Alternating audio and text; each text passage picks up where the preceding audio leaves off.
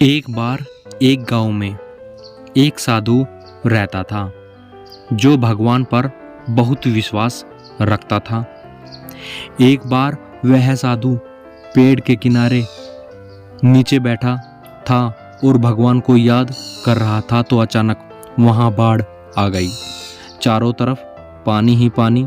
सब लोग अपने आप को बचाने के लिए ऊपर पहाड़ की तरफ भागने लगे। उनमें से एक आदमी ने देखा कि इस हाल में भी वह साधु जी भगवान की तपस्या कर रहे हैं। वह सोचा कि ये अपने आप को बचाने के लिए कहीं जा क्यों नहीं रहे हैं। तो उसने साधु से बोला, अरे आप कहीं जा क्यों नहीं रहे हो? आप भी मेरे साथ ऊपर पहाड़ी की तरफ चलो, नहीं तो डूब जाओगे। साधु बोले, अरे हमें क्या होगा? मैं भगवान की इतनी तपस्या करता हूँ, मुझे कुछ नहीं हो सकता। मुझे भगवान अपने आप बचाएगा।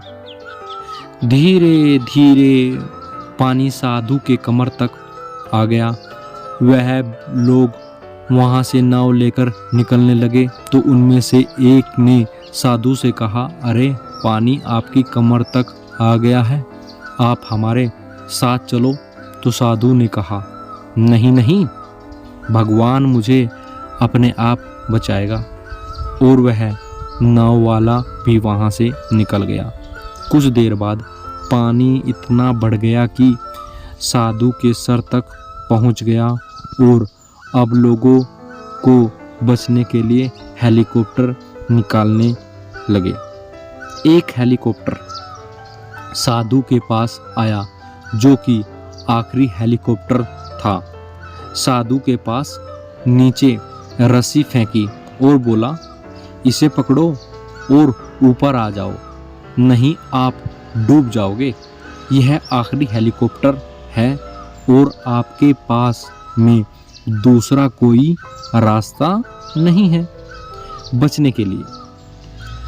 साधु ने कहा, यह रस्सी वापस ऊपर खींच लो और आप चले जाओ।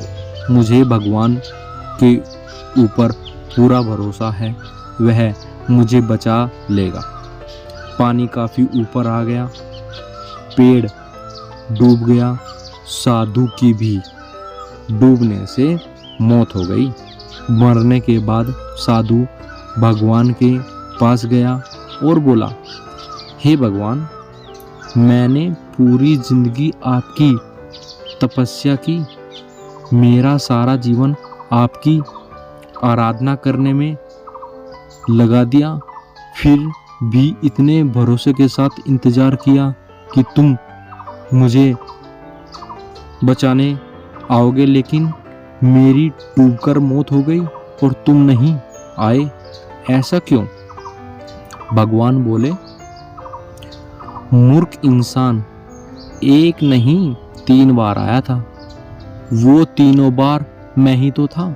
पहला पैदल, दूसरा नाव के द्वारा और तीसरा हेलीकॉप्टर के द्वारा, लेकिन तुमने मेरा एक भी अवसर पहचान नहीं पाया।